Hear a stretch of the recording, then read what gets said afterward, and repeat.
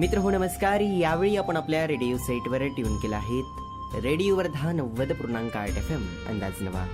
आणि मी तुमचा रेडिओ मित्र अर्थातच RJ विवेक स्वागत करतो आजच्या या स्वातंत्र्य दिनानिमित्त रेडिओ वर्धाच्या विशेष प्रस्तुतीत. सरफरोशी की तमन्ना अब हमारे दिल में है, देखना है जोर कितना बाजुए का दिल में है. मित्रांनो, आज 15 ऑगस्ट अर्थातच आपल्या भारत देशाचा स्वतंत्रता दिवस. प्रथमतः रेडिओ वर्धाच्या तमाम श्रोते वर्गाला रेडिओ वर्धाच्या संपूर्ण टीम कडनं भारताच्या स्वतंत्रता दिनाच्या हार्दिक हार्दिक शुभेच्छा. मित्रांनो, आपला भारत देश अनेक वर्ष इंग्रजांच्या गुलामगिरीमध्ये होता. आपल्या पूर्वजांना अनेक वर्ष याच इंग्रजांकडून मोठ्या प्रमाणात अन्याय अत्याचार सहन करावे लागले. मित्रांनो, इंग्रजांनी काही विधायक कामे देखील केली. त्यापैकीच एक महत्त्वपूर्ण काम म्हणजे इंग्रजी शिक्षण पद्धती. पुढे याच शिक्षण पद्धतीतून आपल्या देशात एक राष्ट्रवादी सुशिक्षित वर्ग निर्माण झाला. त्यांच्यामध्ये राष्ट्रवादाची भावना निर्माण झाली. आपल्यावर होत असणाऱ्या अन्यायाची त्यांना जाणीव झाली आणि याच जाणीवेतून भारताच्या स्वतंत्रतेची भावना उदयाला आली. पुढे अनेक क्रांतिकारी घटना घडत गेल्या. राष्ट्रीय काँग्रेसची स्थापना, राष्ट्रीय काँग्रेसची अधिवेशने, जहाल युग, मवाळ युग, गांधी युग आणि या सगळ्यांच्या प्रयत्नांना यश आले ते 15 ऑगस्ट 1947ला. होय मित्रांनो, याच दिवशी आपला भारत देश स्वतंत्र झाला आणि इंग्रजांच्या गुलामगिरीतून आपण कायमचे मुक्त झालो. मित्रांनो, जेव्हा आपण भारताच्या स्वतंत्रतेचा इतिहास बघतो तेव्हा आपल्याला लक्षात येतं की भारतात इंग्रजांचा प्रवास हा व्यापारी दृष्टिकोनातून झालेला होता. परंतु येथील साधन संपत्तीची मुबलकता पाहून ती ताब्यात घेण्याचा प्रयत्न त्यांनी केला.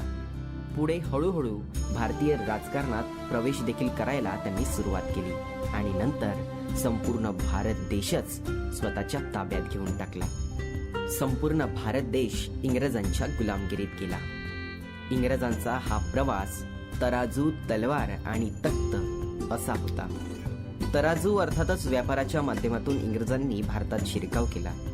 भारतातील सत्ताधीशांशी तलवारीच्या माध्यमातून युद्ध केले आणि पुढे भारताचे तख्त देखील या इंग्रजांनी ताब्यात घेतले. मित्रांनो, आपल्या भारत देशाला स्वतंत्र मिळवून देण्यासाठी ज्या क्रांतिकारकांनी आपल्या प्राणांची आहुती दिली, आपल्या प्राणांचे बलिदान दिले, आपण त्यांच्या या बलिदानाला कदापिही विसरू शकत नाही. कारण आज त्यांच्याच प्रयत्नांमुळे आपला भारत देश स्वतंत्र झाला आहे आणि आज आपण स्वतंत्र भारतामध्ये गुण्या गोविंदाने नांदत आहोत. आज आपण आपल्या स्वतंत्र भारतात मोकळ्या मनाने श्वास घेऊ शकत आहोत. ते केवळ आणि केवळ शक्य झालंय त्या क्रांतिकारकांच्या प्रयत्नांमुळे. मर मिटेंगे हम अगर भारत का ये आदेश है, जिंदगी प्यारी है लेकिन सबसे प्यारा देश है, सबसे प्यारा देश है. मित्रांनो, या उक्तीप्रमाणेच आपल्या देशातील क्रांतिकारकांचं वर्तन होतं. आपल्या भारत देशाला स्वतंत्र मिळावं, आपल्या भारत देशातील जनता इंग्रजांच्या गुलामगिरीतून मुक्त व्हावी, हाच एक ध्यास या समस्त क्रांतिकारकांच्या मनामध्ये सदैव वास करत होता. मित्रांनो, 15 ऑगस्ट 1947ला आपला भारत देश स्वतंत्र झाला आणि तेव्हापासून शाळा, महाविद्यालय, सरकारी कार्यालय इत्यादी ठिकाणी 15 ऑगस्टला ध्वजारोहण केले जाते. मित्रांनो, आपल्या भारत देशाचा राष्ट्रीय ध्वज हा केशरी, पांढरा, हिरवा अशा 3 रंगांनी बनलेला आहे. म्हणूनच त्याला तिरंगा असं देखील संबोधलं जातं. केशरी रंग हा त्यागाचे, शौर्याचे प्रतीक आहे. पांढरा रंग हा शांतीचे, तर हिरवा रंग हा समृद्धीचे प्रतीक आहे. मित्रांनो, 15 ऑगस्ट हा दिवस आपल्या भारत देशाचा राष्ट्रीय सण आहे. आजच्या दिवशी संपूर्ण देशामध्ये शासकीय कार्यालय, शाळा, महाविद्यालय व इतर सार्वजनिक ठिकाणी ध्वजारोहणाचा कार्यक्रम होतो. त्याचबरोबर शाळा, महाविद्यालय येथे सांस्कृतिक कार्यक्रम, भाषणे, देशभक्तीपर गाणी आणि नृत्य सादर केली जातात. काही ठिकाणी तिरंगा रॅली आणि मिरवणुका देखील काढल्या जातात. काही ठिकाणी स्वातंत्र्य दिनाचे औचित्य साधून काही विशेष कार्यक्रमांचे आयोजन देखील केले जाते. आजच्या दिवशी संपूर्ण ठिकाणी आनंदाचे वातावरण असते. रस्त्यावरून जाताना देशभक्तीपर गीते कानावर पडत असतात आणि नकळत ती गाणी आपोआप आपले ओठ गुणगुणू लागतात. देशासाठी हौतात्म्य पत्करलेल्या क्रांतिकारकांची आठवण जेव्हा होते ना, तेव्हा खरंच अंगावर शहारा येतो.